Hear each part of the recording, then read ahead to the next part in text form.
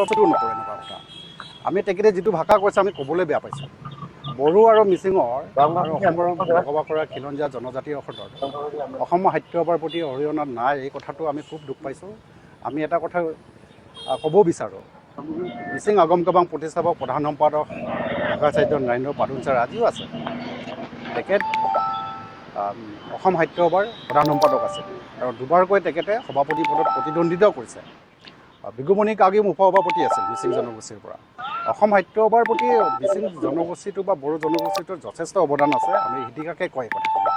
আৰু তেখেতে কৈছে চৰ চাপৰি অঞ্চলত ছাত্ৰ ছাত্ৰীয়ে অসমীয়া বিষয়ত ফেইল নকৰে। আমি তাত উদ্দেশ্য আছে, চৰ চাপৰি অঞ্চলত ছাত্ৰ ছাত্ৰীয়ে অসমীয়া বিষয়ত 100% পোৱাত আমাৰ আপত্তি নাই, কিন্তু সমান্তৰালভাৱে মিচিং বা অসমত খিলঞ্জীয়া জনজাতিসকলৰ শিক্ষিত যুৱক যুৱতী নিজৰ ভাষা থকা মাতৃভাষা থকাৰ পাছতো অসমীয়া ভাষাটোকে আপোন কৰি অসমীয়া মাধ্যমত কবিতা প্ৰবন্ধ উপন্যাস পুথি প্ৰকাশ কৰি পুৰস্কাৰ পাবলৈ গতিকে আমি ক'ব খোজোঁ অসম সাহিত্য সভাই যিটো কথা কৈছে এইটো অসম সাহিত্য সভাৰ সিদ্ধান্তৰ কোৱা নিচিনা নালাগে। তথাপিতো অসম সাহিত্য সভাৰ সভাপতিজনে যিটো কথা কৈছে দুৰ্ভাগ্যজনক কথা, আৰু ভৱিষ্যতলৈ এনেকুৱা ধৰণৰ কথা নক'বৰ কাৰণে অসম সাহিত্য সভাক মিচিং সাহিত্য সভাৰ তৰফৰ পৰা আমি আহ্বান জনাইছোঁ।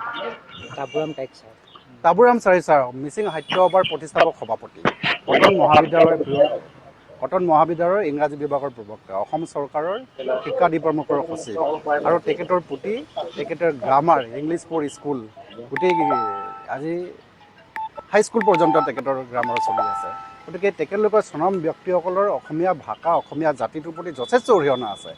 এই কথাখিনি কি কাৰণত অসম সাহিত্য সভাৰ সভাপতিজনে ক'লে কথাটো আমি খুব দুখ পাইছোঁ, আৰু সেইকাৰণে আমি কৈছোঁ যে অসম সাহিত্য সভাই তেনেকুৱা ধৰণৰ কথা নক'বৰ কাৰণে আমি আহ্বান জনাইছোঁ। অসম সাহিত্য সভাত মিচিং জনগোষ্ঠীৰ বহুত নবীন প্ৰবীণ লেখকে জড়িত আছে আছে, সেইটোও আছে। আমাৰ নৰেন্দ্ৰ পাদুন ছাৰৰ পৰা আদি কৰি আমাৰ বিগুমণি কাগিম আছে, বিগুমণি কাগিমৰ প্ৰকাশিত মানে ৰঘুনাথ পামেগাম আছে, আৰু ৰঘুনাথ কাগিম তৰুণগঞ্জৰ পামেগাম আছে, আৰু বহুত আশা কমিটিত জিলা পৰ্যায়ত বহুত মিচিং লিখক লেখিকা অসম সাহিত্য সভাত জড়িত।